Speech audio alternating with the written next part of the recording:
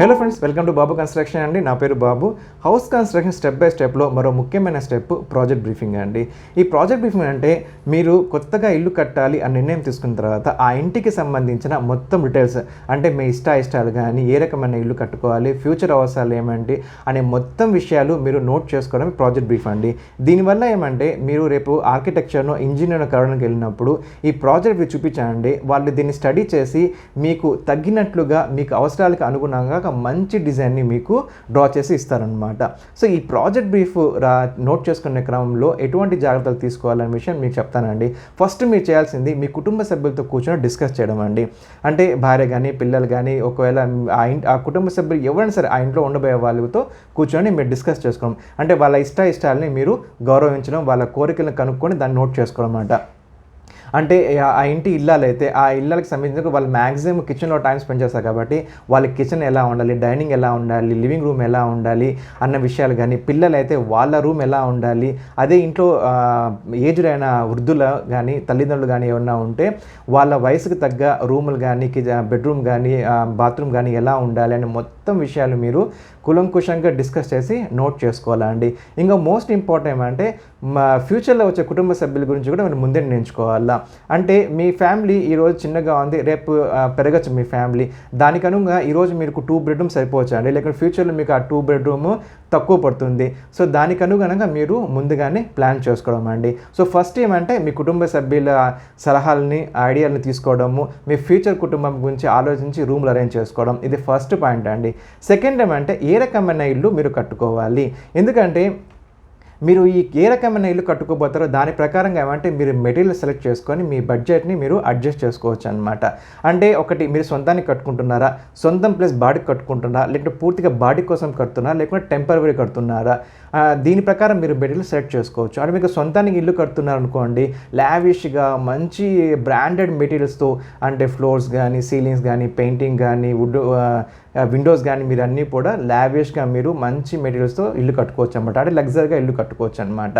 అదే బాడీగా ప్లస్ సొంతానికి అయితే, అంటే కొందరు ఏమంటే ground floor plus first floor అనుకోండి. ఫర్ ఎగ్జాంపుల్ గ్రౌండ్ ఫ్లోర్లో మేము ఉంటాము, ఫస్ట్ ఫ్లోర్లో మేము రెంటల్కి ఇచ్చేస్తాం అనుకున్న వాళ్ళమంటే మీ పోర్షన్ వరకు మీరు బాగా లగ్జరీగా కట్టుకొని రెంటల్ పోర్షన్ని మీరు బడ్జెట్లో కట్టుకోవచ్చు అనమాట. ఇంకో థర్డ్ ఏమంటే టోటల్గా రెంటల్ అండి. ఈ రెంటల్ టైంలో కట్టుకోవాలి డిసైడ్ చేసినప్పుడు దానికి తగ్గట్టుగా మీరు మెటీరియల్స్ని ప్లాన్ చేసుకోవాలా. ఇంకా ఫోర్త్ ఏమంటే అంటే టెంపరరీ అంటే కొందరు ఉద్యోగం రీత్యా లేకుంటే వ్యాపార రీత్యా ఏం చేస్తారంటే తమ సొంత ప్రాంతాలని వదిలి వేరే ప్రాంతాల్లో ఉంటారన్నమాట. అక్కడ వాళ్ళకి బాడుగా ఉండడానికి ఇష్టం లేకుండా ఏం చేస్తారంటే వాళ్ళు ఉన్నన్నాళ్ళు సొంత ఇంట్లో ఉన్నామని ఇల్లు కట్టుకుంటారనమాట. సో ఇక్కడ టోటలీ మీ ఇష్టం అండి, మీరు లగ్జరీస్ కట్టుకుంటారో లేకుంటే సెమీ లగ్జరీ కట్టుకోవడం మీ ఇష్టం. ఎందుకంటే మీరు తిరిగి మీ సొంత ఊరికి వెళ్ళేటప్పుడు మీరు దాన్ని అమ్ముకుంటారో బాడుకి ఇస్తారో అది మీ ఇష్టం కాబట్టి, కాకపోతే కొద్దిగా ముందుగానే ఆలోచించి దాని ప్రకారం మీరు డిసైడ్ చేసుకుంటే దాని ప్రకారం మెటీరియల్స్ కానీ వేరే ఏదైనా కానీ మీరు దాని ప్రకారం కట్టుకోవచ్చు అనమాట. ఇది కాకపోతే ఇక్కడ ముఖ్య విషయం మీరు గమనించాలంటే మీరు సొంతానికి కట్టుకున్నా, బాడుకి కట్టుకున్నా కానీ ప్రైమరీ మెటీరియల్స్, కన్స్ట్రక్షన్ మెటీరియల్స్ అంటే సిమెంట్ కానీ, స్టీల్ కానీ, వుడ్ కానీ, లేకుంటే బ్రిక్స్ కానీ, ఇవి మాత్రం గుడ్ క్వాలిటీనే వాడండి.